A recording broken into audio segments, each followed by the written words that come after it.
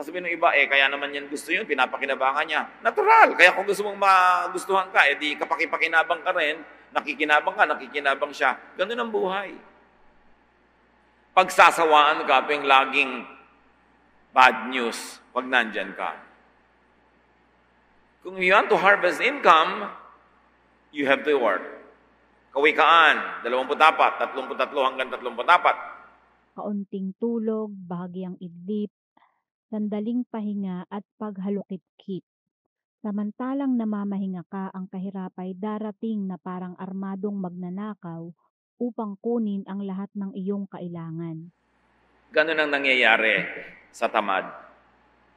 Laging namamahinga, hindi naman pagod. Tulog ng tulog, hindi naman puyat. Kain ng kain, hindi naman nagtrabaho. No? At pag may mga trabaho, gastusan, nagsasawalang bahala, laging nakatunganga.